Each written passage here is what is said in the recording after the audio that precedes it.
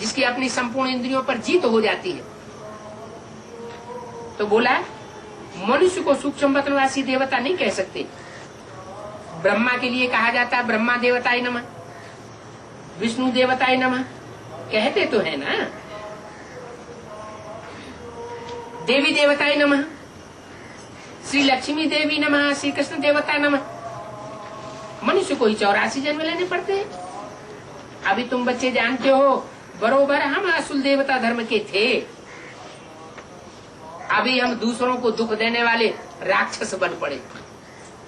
कोई दिन ऐसा जाता है सुबह से शाम तक जो हम मन वचन और कर्म, मन से, मन के संकल्पों से, वाचा की भाषा से और कर्मेंद्रियों के कर्म से कभी किसी को धोखा न देते हो, दुख न देते हो, तंग न करते हो, अथवा खुद तंग न होते हो। जो न दूसरों को तंग करता है न दूसरों से तंग होता है, उसके लिए गीता में बोला है यशमान नोद्विजते लोको लोकान नोद्विजते चाहिए। ज्ञान सारा वही है गीता का, जो संसार को उद्वेग पैदा करने के निमित्त नहीं बनता और जो संसार के लोगों से उद्वेगित नहीं होता, माने खुद दुखी नहीं होता और दूसरों को दुख देता भी नहीं। बाबा भी हमको क्या सिखाते हैं, कैसी स्टेज धारण करनी है, न दुख लेना है और न दुख देना है। तो तुम बच्चे जानते हो हमारा धर्म बहुत सुख देने वाला है। क्या इब्राहिम, बुद्ध, क्राइस्ट, गुरु नानक का जो धर्म है वो मानवीय धर्म है, मनुष्य के द्वारा स्थापन किया हुआ धर्म है। लेकिन हमारा जो धर्म है, जो निराकार परमपिता परमात्मा इस सृष्टि पर आकर स्थापन करते हैं, वो बहुत सुख देने वाला है। इसलिए अपने इस धर्म की स्थापना करने के लिए अगर प्राण भी देना पड़े तो खुशी खुशी प्राण अर्पण कर देना चाहिए।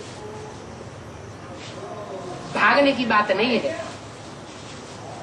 नहीं तो क्या किया बौद्धियों ने, मुसलमानों ने जहां तलवार उठाई उन्होंने मुसलमान धर्म स्वीकार कर लिया।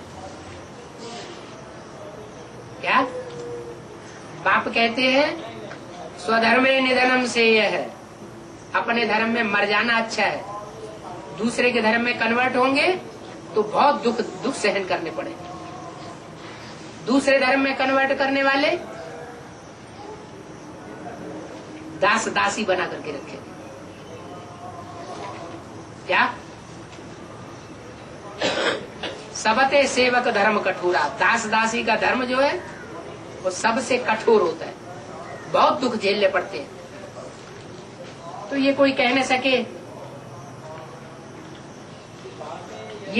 न सके कि हम इस धर्म में क्यों आ गए, हम देवी देवता सनातन धर्म में क्यों नहीं हुए,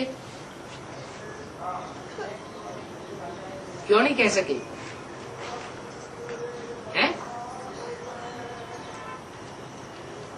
बिच्छू कभी कहेगा कि हमें डंक मारना अच्छा नहीं लगता है? उसका तो धर्म है, वो कोमल देखेगा तो डंक मार देगा। तो जो जिस धर्म का है उसको वो अपना धर्म प्यारा लगता है, अपनी ही धारणा में वो खुश रहता है। शास्त्र ये कह सकता कि हम उस धर्म में क्यों नहीं हुए। अरे ये तो जानते हो ना, आदि सनातन देवी देवता धर्म आदि में था। क्या इब्राहिम, बुद्ध, क्राइस्ट से पहले धर्म था कि नहीं था? है? इस्लाम धर्म, क्राइस्ट, क्रिश्चियन धर्म, बुद्ध धर्म, इनसे पहले इस सृष्टि पर धर्म था कि नहीं था?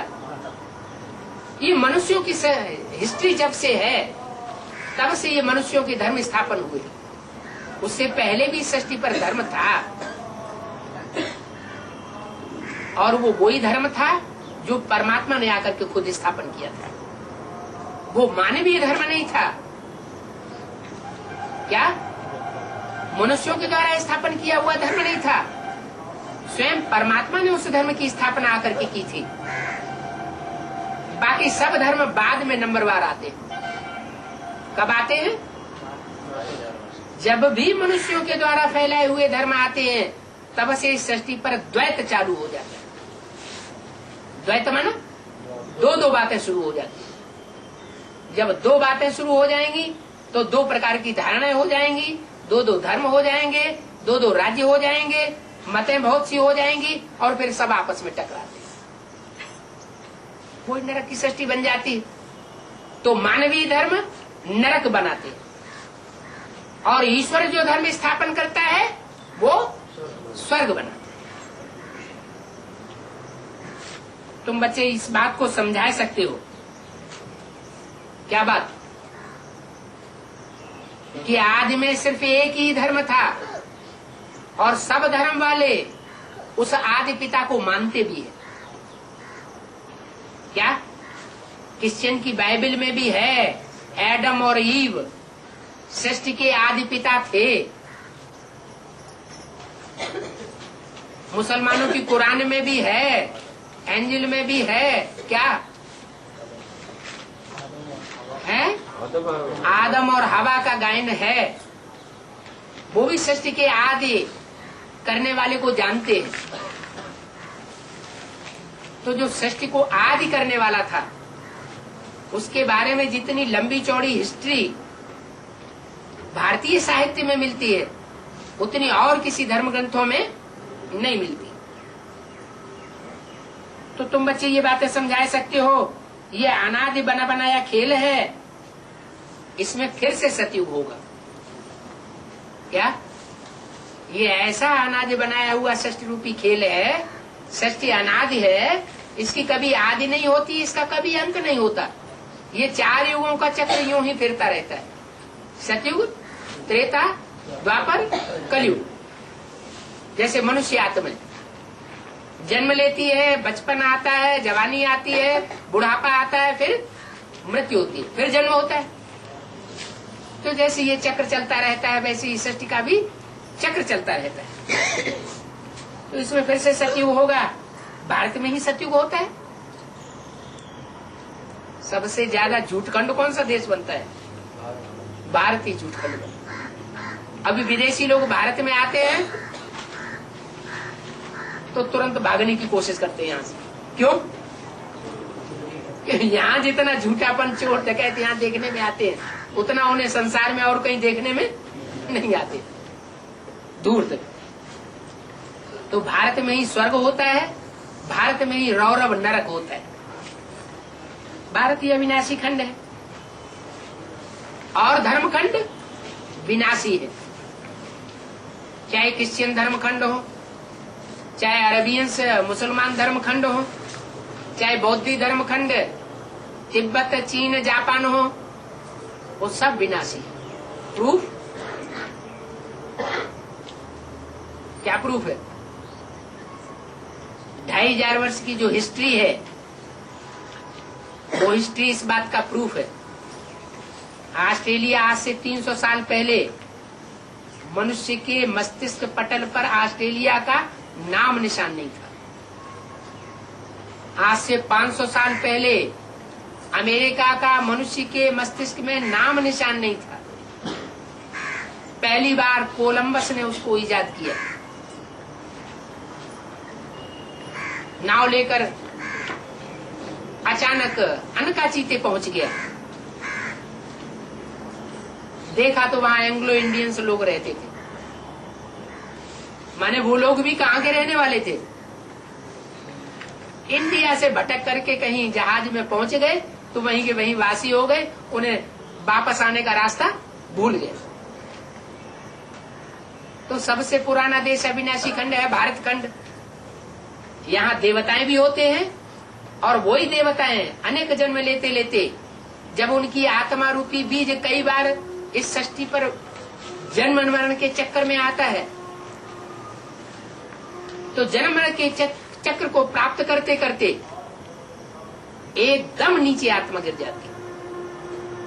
विदेशियों की आत्मा इतनी नीचे नहीं गिरती, दूसरे धर्म खंड वालों की आत्मा इतनी नीचे नहीं गिरती जितना भारतवासी नीचे गिरते हैं। ये देवताएं भी थे और आखिरी जन्म में आकर के दैत्य जैसे बन जाते हैं। तो बाप का जन्म भी यहाँ होता है।